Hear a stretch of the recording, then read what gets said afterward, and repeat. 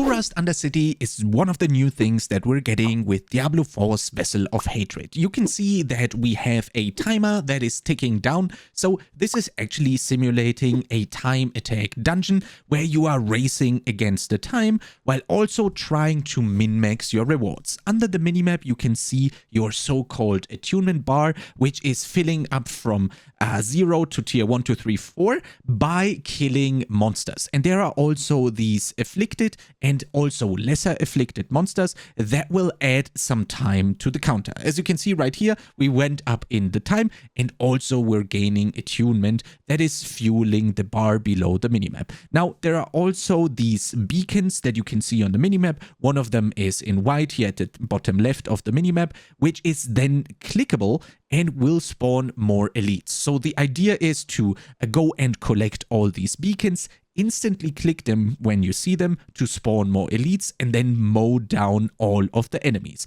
This is, I think, a very cool mechanic and also a very interesting game mode that is a lot of fun. I do think this is maybe my most loved activity going into Vessel of Hatred, because this is not only an early game or a very late game activity. This is available starting at level 15 or 20, depending on which number they're actually going to settle.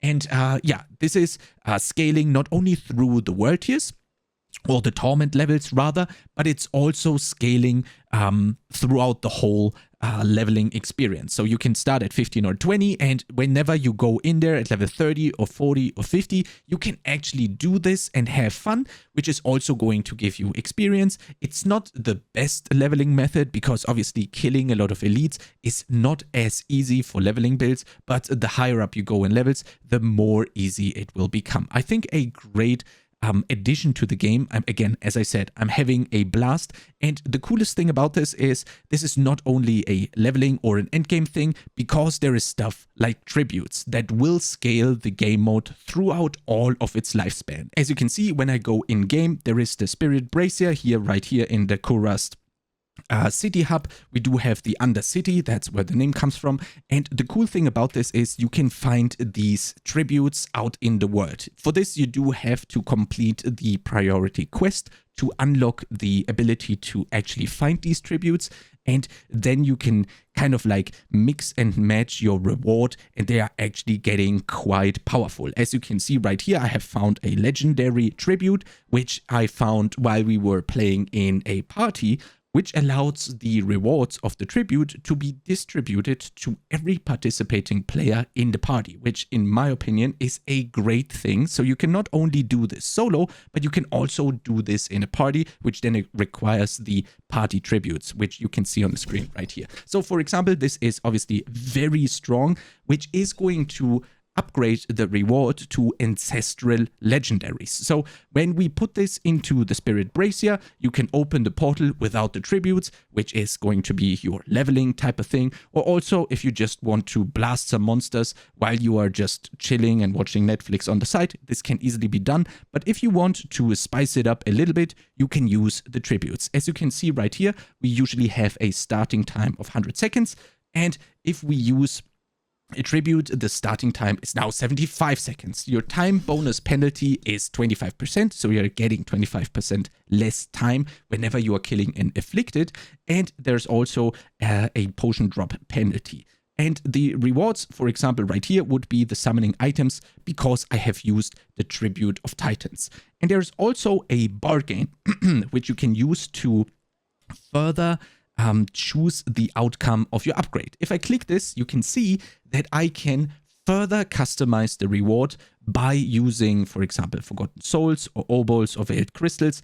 And this spans from legendaries on the item that you are going to receive at the end of the run, to actually getting chaotic uniques, which is allowing you to farm and another class's unique with your main. I think a great addition to the game, or multiple class uniques, so generic uniques, or you can farm for your main if you want to. You can also customize the items that are dropping with the stats. So there's actually a semi-deterministic way of farming what your character currently lacks. For example, if it's resistances or skill tag ranks, for example, like core skills, or even skill ranks on the armor that you're going to find. But then this is only a rare tribute. What happens if I use a legendary one? You can see the normal bargains that we also had for the rare ones, but there is also new ones. As you can see,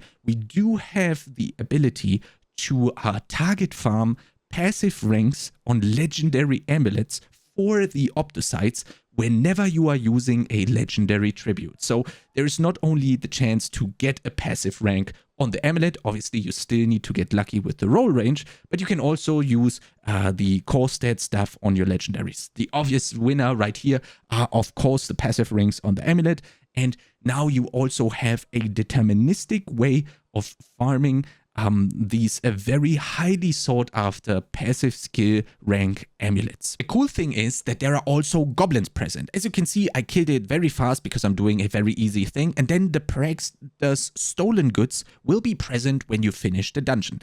You finish the dungeon by clearing all the stages and then going for the end boss. Obviously, again, I did a very easy Torment 1, and then you can actually get to the end boss by finishing all the zones before, and then I chose a very easy Torment tier here, and then you can finish the Undercity run.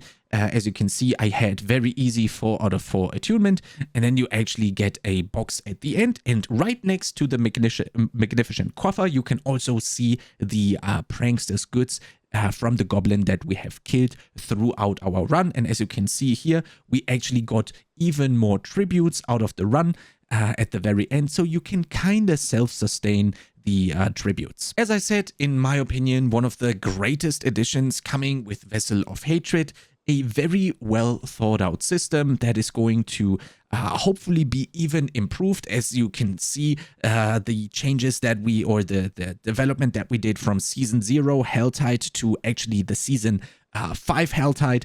If the Kurast Undercity is starting out this strong already, I am extremely curious what this is going to look in like 2, 3, or maybe even 6 months down the line, how important the game mode is going to become to kind of like mix and match your rewards and kind of like up your resistances deterministically, even get you maybe a passive skill rank amulet. I think one of the coolest synergies between having a fun game mode and also having very, very powerful rewards at the end of every Undercity run. And yeah, that's about it. Very important, if you are interested in more review access content, there is a full playlist with an absolute avalanche of videos available to you right now when the embargo lifted. The link to this is down in the pinned comment, and if you have any question to Spiritborn or anything else in the expansion, you can find me live right now where I'm answering all of your questions live on Twitch.